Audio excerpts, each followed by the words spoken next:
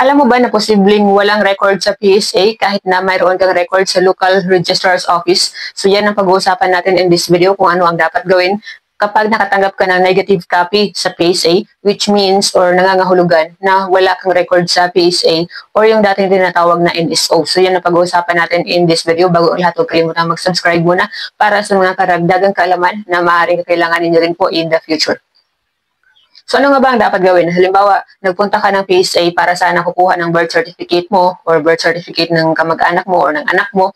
Tapos, magugulat ka dahil yung ma-receive mo or matatanggap mo ay negative copy. So, or yung tinatawag na no certification copy. So, nangangahulugan na wala kang kopya ng iyong birth certificate sa PSA.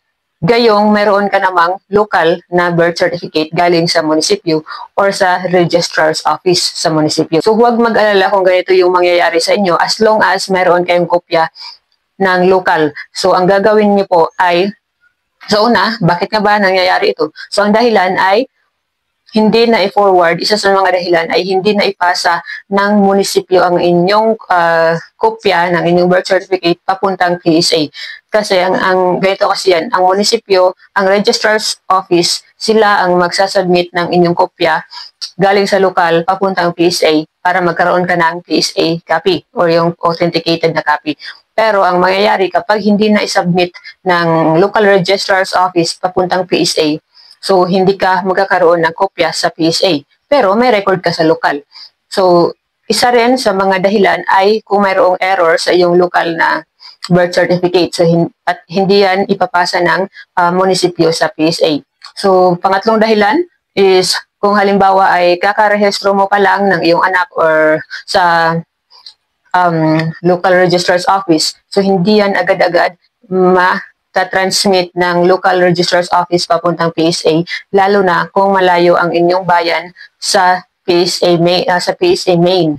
So, at pagdating ng PSA, kahit na na-transmit na ng local registrar's office sa PSA, kung hindi pa yan umabot ng mga 6 months pataas, minsan 3 to 4 months, pero marami ang base sa mga nagko-comment sa ating mga nakaraang videos, kahit na after 6 months, wala pa din, hindi pa din available ang kopya. So kung bago pa lang, hindi pa yan agad available sa PSA.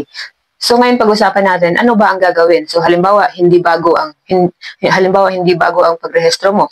Halimbawa sobrang tagal, umabot na ng taon mula nang narehistro sa local registrar's office tapos pagpunta ng PSA, walang record. So ang gagawin mo, pumunta ka ng munisipyo sa local registrar's office kung saan narehistro ang iyong local birth certificate at humingi ka sa kanila ng endorsement papuntang PSA. So, ibig sabihin, so kadalasan, kung special endorsement, mga 3 buwan hanggang 4 na buwan, magiging available na yan. Magiging available na ang iyong PSA copy doon sa PSA branches. And huwag mag-alala as long as meron kang kopya. So, ng iyong local birth certificate. Pero, kung halimbawa naman ay hindi ka sigurado kung rehistro ka rin sa local, tapos dumiretso ka sa PSA halimbawa, tapos nakatanggap ka ng negative copy, ibig sabihin, tulad na sabi ko kanina, so wala kang record sa PSA. So ngayon, pupunta ka pa rin ng local registrar's office. Pero, ang una mong itatanong, kung mayroon ka bang record sa local.